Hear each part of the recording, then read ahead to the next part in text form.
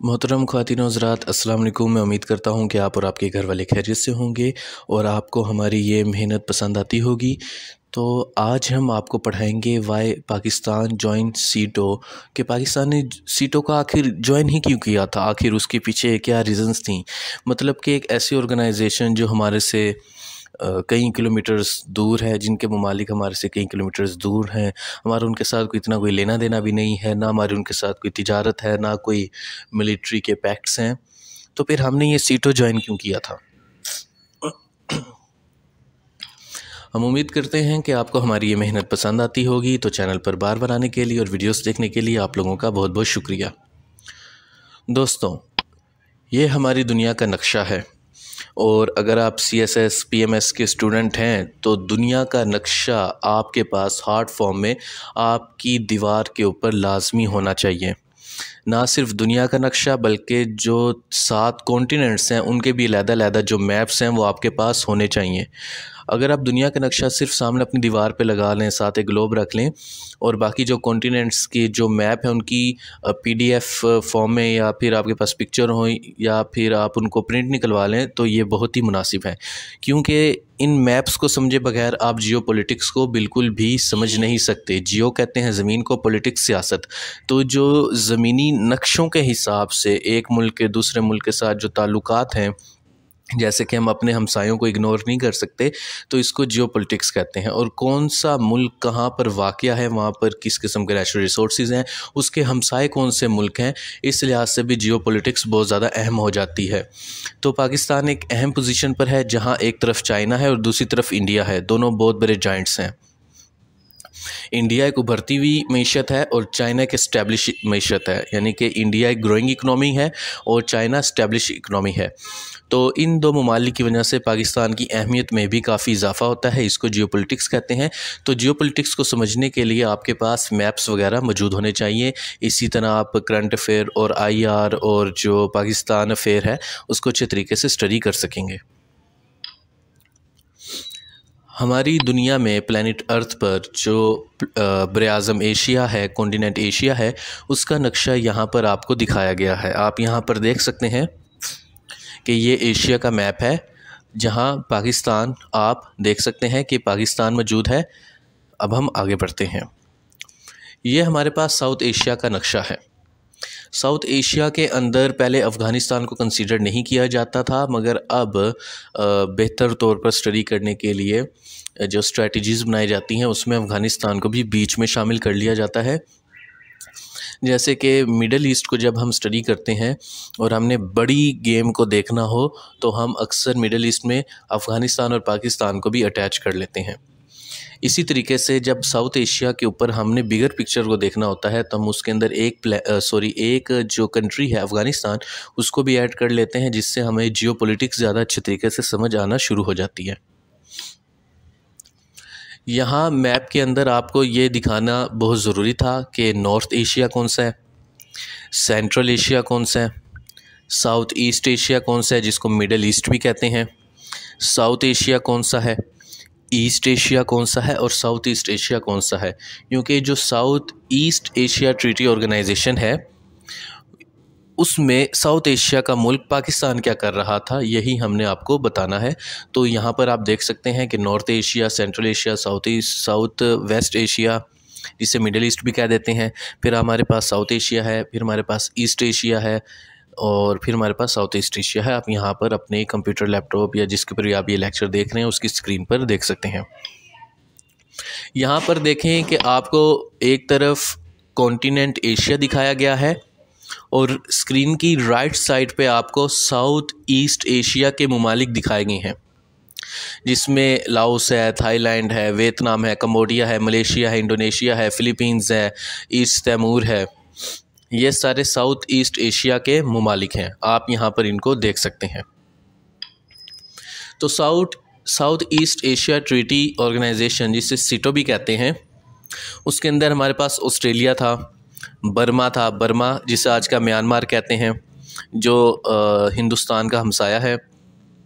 उसके अंदर कंबोडिया था, कनाडा था, फ्रांस था, इंडोनेशिया था, जापान था, लाओस था, मलेशिया था, न्यूजीलैंड था, पाकिस्तान था, फिलीपींस था, साउथ कोरिया था, ताइवान था, थाईलैंड था, यूनाइटेड किंगडम था और यूनाइटेड स्टेट्स था।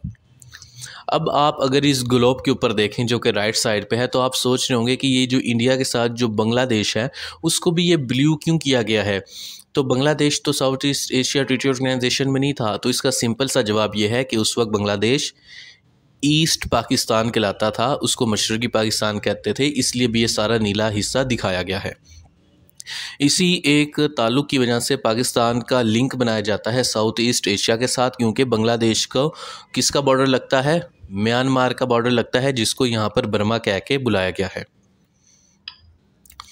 तो दूसरी जंग अज़ीम में हमने देखा कि किसको फ़तह हुई, किसको शिकस्त हुई। तो उसके बाद कुछ ये होता है कि दुनिया में दो बड़ी ताकतें उभर के सामने आती हैं। अगर आपने मेरे पहले वाले लेक्चर्स को देखा है तो आप जानते हैं कि एक तरफ अमेरिका और उसका कैपिटलिज़म था और दूसरी तरफ हमारे पास रशिया और उसका कम्युनिज़म था। तो अमेरिका ने ये इदारा बनाया ही इसलिए था सीटो का, इसे South East Asia Treaty Organization कहते हैं। सीटो बनाया ही इसलिए था ताकि वो बढ़ते हुए कम्युनिज़म के असरात को रोक सके।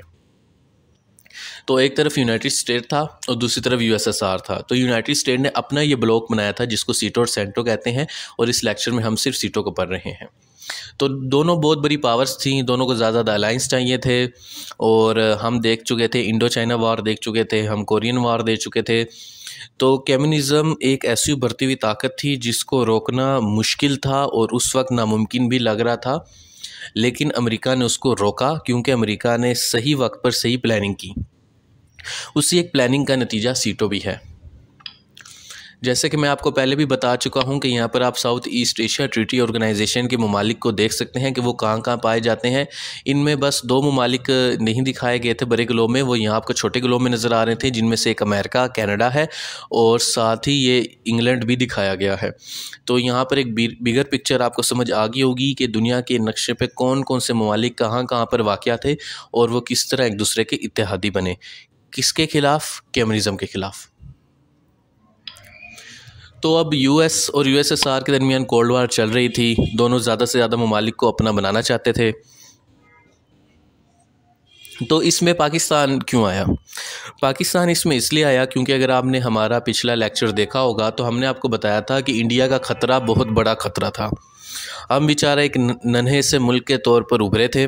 इंडिया को चलते हुए इदारे मिले थे, ना उनको अपनी सिविल सर्विस तब्दील करनी थी, ना आर्मी तब्दील करनी थी, ना रेलवे तब्दील करनी थी, ना उन्होंने अपनी एनर्जी का महकमा तब्दील करना था। उनको 150 साल से चलता हुआ मुल्क मिल गया था और ऊपर से उन्होंने ये किया कि एक नए मुल्क पाकिस्तान का सारा डेटा बर्बाद कर दिया, यहाँ से जाते हुए फाइलें जला दी, दफ्तर जला दिए, और हमारे जो कश्मीर था, हमारे कश्मीर के ऊपर कब्ज़ा कर लिया, हमारे हैदराबाद के ऊपर कब्ज़ा कर लिया, निज़ाम ऑफ हैदराबाद को दफ़ा कर दिया और वहाँ पर कब्ज़ा कर लिया। और उधर से वो जो राजा था, डोगरा राजा, उसने जबकि पॉपुलेशन हमारे साथ थी, उसने उधर गैर ज़रूरी तौर पर ऐलान कर दिया क्योंकि मुजाहिदीन फ़तह पे फ़तह हासिल करते चले जा रहे थे। तो हमारा हैदराबाद और कश्मीर वो सारा इंडिया हड़प कर चुका था। तो हमने बड़ी मुश्किल से अपना जीवी बचाया और कश्मीर में से आज़ाद कश्मीर का हिस्सा हासिल किया। तो हम देख रहे थे कि अगर इसी तरह चलता रहा तो इंडिया तो हमें खा जाएगा। और दूसरी तरफ उनके सबसे बड़े लीडर गांधी जी, उनकी डेथ हो चुकी है। इधर से हमारे सबसे बड़े लीडर कायद-ए-आज़म, इनकी डेथ हो चुकी है। तो दो बड़े तो फौत हो चुके हैं, तो मुज़ाकरात कौन करेगा?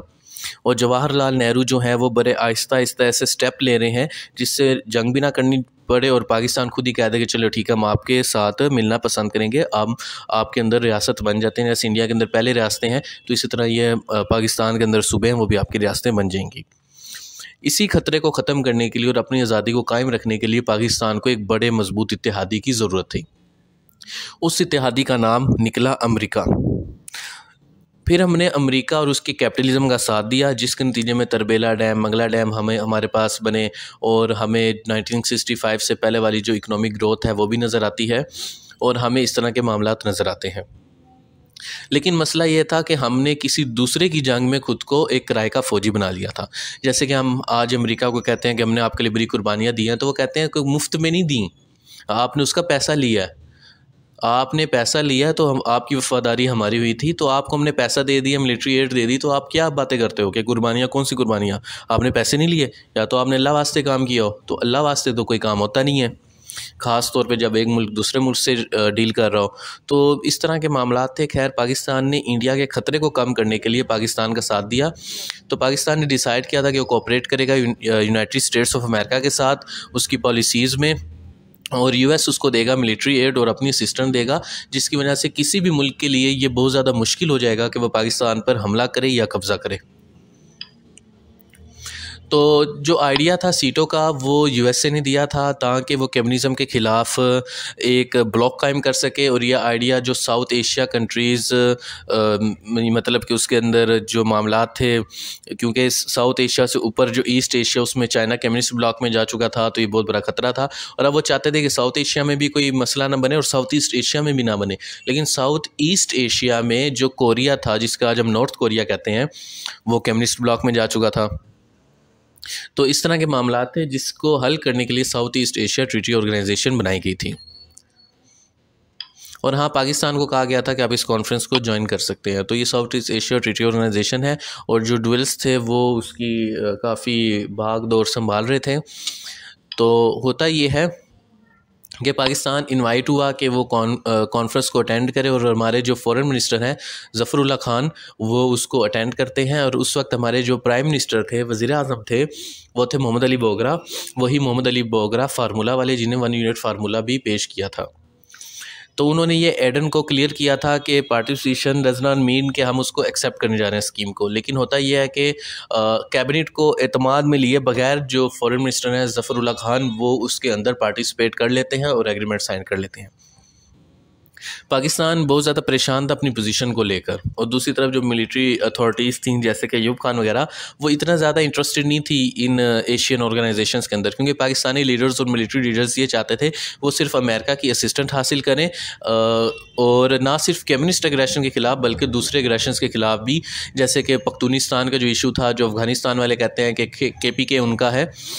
खैर, वो एक अलग बहस है कि उनका नहीं है, और वाकई ही उनका नहीं है, क्योंकि वो इलाका उन्होंने हारा था ताजे बरतानिया को, तो उसके बाद ड्यूरेंट लाइन बनी थी। तो हमें पख्तूनिस्तान का इशू हल करना था, हमें इंडिया से बचना था। तो उन तमाम इश्यूज़ को सॉल्व करने के लिए हमें एक मजबूत दोस्त की ज़रूरत थी, और हमें बस इतना ही चाहिए था। हमें किसी बहुत बड़े ब्लॉक का हिस्सा नहीं बनना था। तो ये पाकिस्तान की तरफ से था। लेकिन जो ड्यूअल्स थे, जो यूएस कैपेबिलिटीज़ और लिमिटेशंस हैं, उसको अच्छी तरीके से जानते थे। तो वो ये कहते थे कि पाकिस्तान को अगर उसकी जो है फोर्सेस को असिस्टेंट चाहिए इंडिया के ख़िलाफ़, तो वो इतना हमारे फ़ायदे में नहीं है, हमें तो कम्युनिज़म के ख़िलाफ़ लड़ना है। तो इस तरह के मामलात पाकिस्तान के लिए खड़े हो चुके थे। तो आप यूँ समझ लें कि ना चाहते हुए भी मजबूरन हमें सीटों का पार्ट बनना पड़ा ताकि अमेरिका की असिस्टेंस हासिल हो सके। तो यहाँ पर कुछ था कि उसके अंदर कोई ऐसा पैक्ट नहीं था कि अगर किसी के ऊपर कोई हमला होता है तो दूसरा मुल्क उसकी मदद करेगा। और इस ट्रीटी का मतलब ये भी नहीं था कि कोई जॉइंट एग्रेशन किया जाएगा, कि मिलिट्री सबकी मिलकर किसी मुल्क पे हमला करेंगी। और सीटों का मतलब ये भी नहीं था कि अगर पाकिस्तान के ऊपर इंडिया अटैक करता है तो सीटों पाकिस्तान की मदद करने भी आएगी।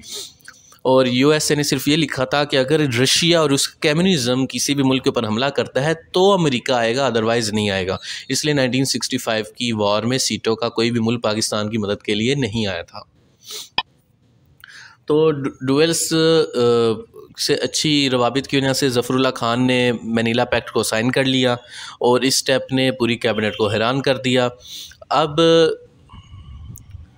उन्होंने अपना एक्शन ये कह के जस्टिफाई किया कि सीटो पैक्ट को हमने साइन किया है, अब हम अमेरिका के ज़्यादा करीब आ गए हैं।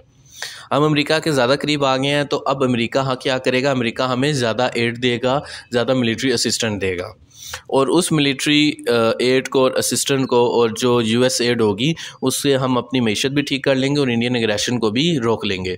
और जो हिंदुत्वा की है सोच है जिसमें वो कहते हैं कि पूरा पाकिस्तान हड़प कर जाना है, और जो हिंदू इंतहा पसंद है और जो हिंदू टेररिस्ट हैं उनके ख़िलाफ़ हम अच्छे तरीके से स्टैंड ले सकेंगे। तो पाकिस्तान के पास कोई जॉइन नहीं थी कि वो इस ट्रीटी का पार्ट बन जाता, और पाकिस्तान इस ट्रीटी का पार्ट बना।